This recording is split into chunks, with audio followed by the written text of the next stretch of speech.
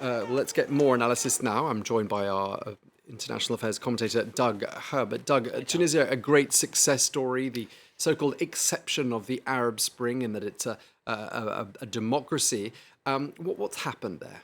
Well, what's happened, first of all, is Tunisians themselves have soured on that so-called narrative, that success story, which has really become sort of a Western narrative, the narrative of those looking in from outside Tunisia, the beacon of light, the soul-shining success story from that wave of popular uprisings that swept across the Middle East 10 years ago. And we saw that civil war basically undid all of those revolutions from Libya to Yemen to Syria and Egypt. There was a counter-revolution. Tunisia was seen as the outstanding success story. But what's happened here is you have sort of a perfect storm of populist anger and disillusionment, which have put in place sort of all of the dominoes you need for exactly this type of mood by a populist president, a president who has hardly made a secret of the fact that he hates parties. He doesn't like party affiliations. He thinks people should be appointed non-party affiliated by merit.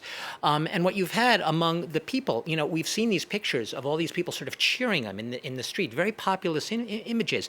And there's a real sense among a lot of the population that, the political class is fractious, fragmented. They can't come to terms on anything.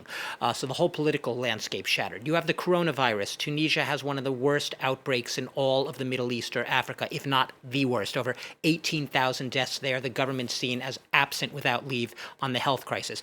Corruption. A stagnant economy, soaring unemployment. The list goes on and on. So this type of move was almost ripe for this type of move and for people to actually take to the streets and to cheer it.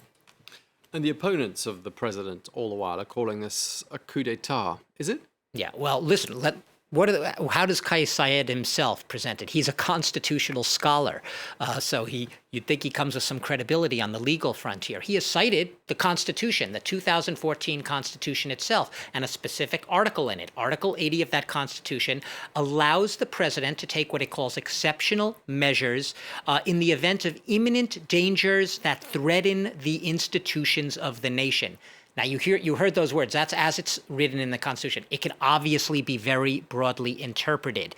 And a lot of critics looking in mostly from the outside are saying, no, this flies in the face of democracy. You've had a president who in one fell swoop has essentially sacked the prime minister, suspended parliament for 30 days, and has lifted the immunity of the MPs in that parliament. And today has just appointed a new defense and security minister, which are two of the most powerful posts. So it seems to be a strongman president who's taking control. And if you're going to take a skeptical view of what's going on there, you could say, yeah, it's moving in an authoritarian direction.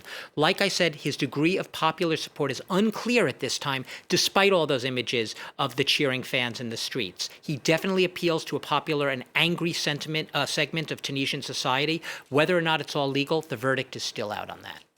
Okay, well, thank you very much indeed for your analysis. Our international affairs commentator, Doug Herbert. Thank you.